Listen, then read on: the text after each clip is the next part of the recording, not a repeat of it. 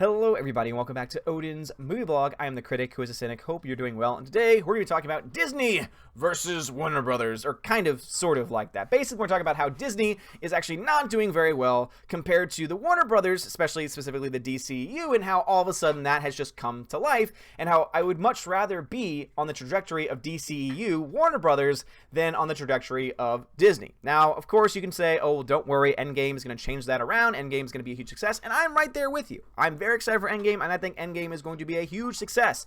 But they also have another movie that they need to release a month, or about a month and a half prior to it, called Captain Marvel. And the question remains, is Captain Marvel going to be able to grab enough people's attention 1 month and a half out from Endgame to be able to turn a profit, in order to be a moneymaker, to be a huge success? You know, you already have the shills in the media saying, it's going to be the Black Panther of 2019 because it's going to be woke and it's going to cover a certain demographic of people that are so marginalized. Or as they would want you to believe. When in reality, we understand that Captain Marvel is based off of a comic book character who, at least at this point in time, modern day comics, is one of the least liked comic book characters and has gone over so many changes over the last 10 years that people are kind of, asking the question, wait, who in the hell is Captain Marvel actually? And so they're introducing her a month out from Endgame when she's supposed to be like the most important thing. And I don't know if it's going to pay off for them. I really don't. In fact, when you already have certain websites, certain shill medias making excuses for why Captain Marvel probably won't make money, or might not make as much money as it should, it makes you start to realize, okay, that they're already making excuses. Maybe they don't have as much confidence in this as maybe we should think that they would have. Now, granted, I still think that we're going to see a 90% plus Rotten Tomatoes percentage because, the critics are going to be woke and they cannot, there's just no way that they can give a negative review to the first ever female-led Marvel Cinematic Universe movie. I don't know why I'm talking like that today, but still, it is, I don't really know how well it's going to do overall. It could do well, and again, I'll eat crow if it does better than I think. Again, I think 450 to 650 million, worldwide. That's the range. Some people say, oh, it's going to do more than that. It's going to do better. You have no idea. Oh, you're just hating on this movie because you're a sexist. It's like, no, not at all. I'm a person that likes to look at the facts.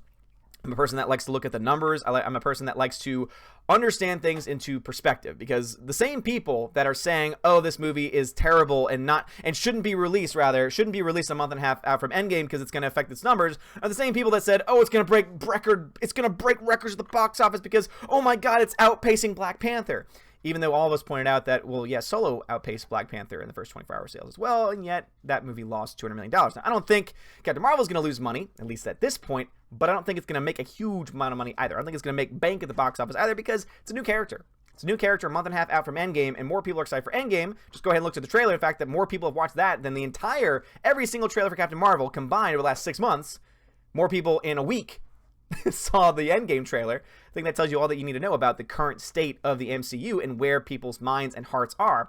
But on top of that, too, we understand that Disney is actually really not in the best place overall right now, especially financially. Again, we had 2 weeks ago at this point, where the financial reports come out that said they are indeed losing money in Star Wars, that they are losing money when it comes to their sales, when it comes to merchandise sales especially.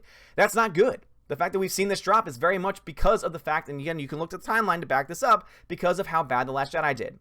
Again, not at the box office, but how bad it did with the fandom. The fact that the fandom is pretty much split on whether or not it's a good movie or not, and you've got even, a huge portion of the fan base that says, you know what, I'm done. I'm not even going to watch Episode 9 because of all this nonsense that they've been doing nonstop, unless they are able to convince me otherwise to do so, which is kind of the reason why I think they're not releasing the title yet. They're not really releasing many plot details. There's a lot of leaks, but how many of them are real or true? We're not getting announcements on when a trailer is going to come out. If they were confident in this film, if they weren't trying to be very careful with this film and just assume that everyone was going to love it, they would have put a trailer out for Christmas. Like they would have put a trailer out a long time ago. But right now we're less than a year away and we still have no trailer, no title. And from what we can all tell, they're still very much filming and still writing and still crafting the story overall. So basically, it tells us very clearly that they are trying to be very, very careful with the project, and they should, because I think they're in a very precarious situation, especially, again, since I reported this earlier in the week, that Disney also reported last Friday that they lost $1 billion on streaming services. Now, of course, they have not even launched their Disney Plus service yet, though they will soon-ish. Don't have a date on that either. Again, I wonder why. I'm sure there's a lot of other reasons, but I think that them wanting to make sure they do it right is going to be the number one reason. But also, too, it makes us understand that if they're already losing money in streaming services, and that's before they've even taken a full stake control of Hulu, because right now they own 30% of Hulu, but after the Fox deal, they're going to own 60% of Hulu, and if they keep making the same investments and they keep having the same record numbers of loss, well, then it's not going to be good for them when eventually the streaming service launches. Now, I think the streaming service is overall going to be a success, especially if they offer as much content as they say they're going to offer. But also, it's something that is going to be very much up in the air. Anyone that says they know what's going to happen is just, they're way too sure of themselves. But let's just look at the stocks for a second. Walt Disney's doing very well, over $100 a share. 21st Century Fox, $48 a share, which makes sense because they're, essentially being bought up. And also, when you take into account the NASDAQ, we need to look at the NASDAQ numbers, $48. So again, makes a lot of sense. Netflix, though, I didn't understand or know that Netflix was that, valuable. I mean, it makes sense to me when I think about it and sit down. It's like, well, no, Netflix is a very valuable property. But the fact that it's $321 a share, it's 3 times the share of Walt Disney, is pretty impressive and pretty crazy when you think about it. But with all this being said, Motley Fool reports this on here. I've talked about the Motley Fool before, more specifically when it was Star Wars-related topic, when Solo was coming out, because just Disney was not in a good state. Many stockholders were very upset and were very just worried about the direction that the company was going, especially since, The Last Jedi and Solo led to a very, very strong backlash from the fans. And the best thing about this site, the Motley Fool, is that every person that writes an article is also a shareholder. So this is not just some, person like me who's on YouTube who's just, talking about these things and just trying to, make sense of all this. This is someone who owns shares in the company who's trying to speak as a shareholder. So that's why I think there's a lot more weight to it. And so when shareholders are showing very much worry and concern that before the Disney Plus service even launches, that they're already at a loss, it kind of makes you worried and concerned for it overall. Another reason why I think that Disney is in a much more precarious situation than Warner Brothers at this point is because of the news of the $1 billion loss, Netflix is still doing well, but Hulu has now changed its prices. So Hulu, if you have Hulu, just so you know, if you got the ad-free package, it is now $2 cheaper at $5.99. And if you have the ad-free plan overall, it's still $11.99. So if you want ads, yeah, that's right. If you want to pay for content with ads, you have to pay $6 a month, which to me just doesn't make any sense, but I digress. I don't think there's enough content on there to justify paying that amount for the shows that you get, for having to watch ads, but that is just me. But on the flip side of that, their live TV programming has gone up. So from $40, it's now gone up to $45. So overall, they're charging more, even though they want to make it seem like, oh, you see, look, oh, $5.99, it's such a nice deal, right? But they're making it up by, boosting up that that TV streaming service package that they have by $5. So once again, this is very much a reaction to the $1 billion loss that was reported by Disney, since Disney owns 30% of stake and will soon own 60%. So therefore, you could easily understand and see that there's probably some communications going on between, Fox and Disney, and because they together make 60%, they're probably making certain decisions. So this makes a lot of sense to me that this overall number would be there. Another reason why I think that, when you look to the DCEU, for example, and Warner Brothers, they're in a better position is because you have Shazam coming out. And a lot of people have left this in the comments, and that, yeah, the real Captain Marvel, which the whole story behind him is interesting. So if you want to find out why this character originally was Captain Marvel, like name-wise, go look it up. It's actually quite interesting how the name got stolen and things like that, and the history behind the characters is very interesting. Much more information than I could possibly use to talk about in this video. But Zachary Levi is very thankful to Disney for killing him off. Because a lot of people forget this, that he was actually a character in Thor. And eventually his character was kicked off and he was replaced by somebody else. Another actor who actually I like just as much. But with all that being said, he is very much thankful because, as he says in his own words here, says, "No, because I'm the Earth's mightiest mortal. What the hell are they going to do to me?" And it's just great. It really is just great that he just doesn't even give a damn at this point. He's like, dude, I'm like the most powerful mortal on Earth. Why would I care about what happens to this character? And why would I be afraid of the fact that I'm no longer a part of the Marvel franchise when he's going to have his own franchise? And he has a lot to look forward to. Just look at what happened with Aquaman. Aquaman was a film that a lot of people wrote off. Even I myself wrote it off. But once those numbers came in, once those numbers from China, because remember, it opened 2 weeks early in China. When that first weekend in China came in, I said, this movie's going to make $1 billion because it is doing very well and it is on pace to do so. And look where we are now. It's making well over $1 billion. Very well could make more than The Last Jedi, could make more than Black Panther, and all these other things. And that's just because it's a movie that doesn't play politics. It's a movie that's just fun. Again, I personally gave it a C+ because I didn't have that much fun with it, but I can understand why a lot of people would have fun, and there's a lot of fun to be had even in that film. Even though, for example, I gave, Aquaman a C+, I gave Black Panther a B- because I think Black Panther overall is a better film, like a better crafted story.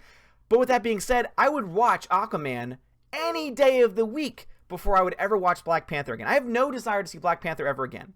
It's just because I just, overall, the movie was, it was okay. It was a B- movie, but I just don't care. I just don't really care for it. Aquaman, though, hey, I might want to see it again because it might be better the second time. And it looks a hell of a lot, it is a hell of a lot more fun than Black Panther ever could be. But all that being said, Zachary Levi, he is set up to be another successful story in the DCEU because Aquaman made over $1 billion. A lot of that's because of Jason Momoa. A lot of that's because of the appeal that Jason Momoa has to a universal audience. And based on these trailers, I think Zachary Levi is going to have that same exact effect. He has charisma. The one thing that Captain Marvel, that Brie Larson lacks, is charisma. She has not shown any charisma. Yes, you can be angry. You can be down as a person. And it's not because you're a woman that it doesn't work. It's just because you as an actress cannot do that emotion very well. I mean, that's just the God honest truth. There are certain actresses that would be able to pull off the character that you're trying to play very well. It would be very menacing. It would be very cool. And I would love to go see. You're just not that person. You're just not Brie Larson. And that's not because I'm a toxic white male. It's just because it's the truth. And if you want evidence of that fact, just look at the fact that, again, Endgame in 1 week has more views and more likes and more interests in 1 week than your movie did in 6 months of promotion. And that should tell you all that you need to know about the current state of Captain Marvel, but also the current state of Disney as well. So yes, Endgame is indeed going to be a big movie. Yes, it's going to be a huge moneymaker for them. But they are definitely going on the downward slide. Look at Star Wars. Again, as I said before, the fandom is broken. Episode 9, there's not really a whole lot of enthusiasm. The fact that we don't have a title or anything speaks to that. Captain Marvel very well could be spelling the beginning of the decline. Maybe not the end, but the decline of the MCU. Especially if they decide to go woke with their characters. And even though Captain Marvel might not be woke in her film, the actress that they've chosen to play her is one of the wokest people that I've ever heard in Hollywood. And so basically what we're left with here is we're left with one company that's on the decline. $1 billion loss before streaming services even come out. You look to the fact that, Hulu is now changing its prices because of this loss. Who knows how much the Disney Plus streaming service is going to cost? Or anything like that.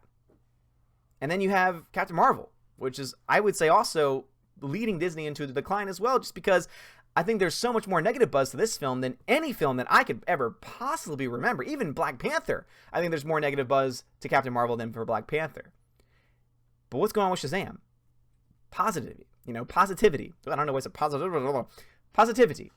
People want to go see it. It looks like fun. Not only that, but also a month out from Captain Marvel, we get Shazam. Shazam comes out almost exactly a month after Captain Marvel does. And so it's going to be interesting to see those two fight at the box office because guess what? Obviously, Captain Marvel would have been out for 3 or 4 weeks at that point. This film's obviously going to dominate the box office. The question is going to be how much more?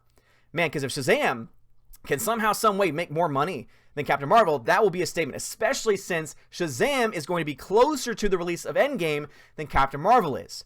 And to me, that's going to be the biggest test. If we want to know if everything that I'm saying right now is total crap, we will probably know that very, very clearly when we see those opening numbers for Captain Marvel and when we see those opening numbers and continuing numbers for both Captain Marvel and also for Shazam. Because it's going to be interesting. If Shazam can hold off Captain Marvel and eat up some of that, box office revenue, and if it can survive, even at just number 2, up against Endgame, and make more significantly than Captain Marvel is in the long run. Because again, I think that the two audiences there, DCEU versus Marvel, the DCEU will go see Shazam no matter what. They will support that film. The DCEU fan base is very, very passionate, and the trailers are enough. The trailers are, I think, appealing enough to bring in general audiences as well. The Marvel films, though, that's going to be the interesting thing, because yes, they are passionate as well, and they go out and support films, but because we have so many different characters and so many different movies, you've seen, not every Marvel film makes $1 billion. Only certain films and certain characters are able to bring in certain amounts of money. So Captain Marvel will tell us not only how profitable she is as a character, but by proxy, how profitable the franchise will be in Phase 4, since she is going to be, presumably, the future of that franchise.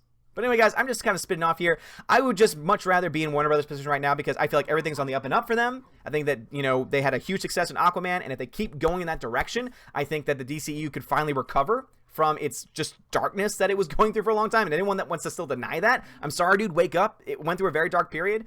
And I think Shazam could definitely be a great thing and a great addition to the DCU since it's going to be mostly a comedy, at least being played as a comedy. And on top of that, you've got great actors involved, especially as the villain. I mean, Mark Strong is always just a great villain. So always great to see him on screen. But also, too, I'm worried for the future of Disney.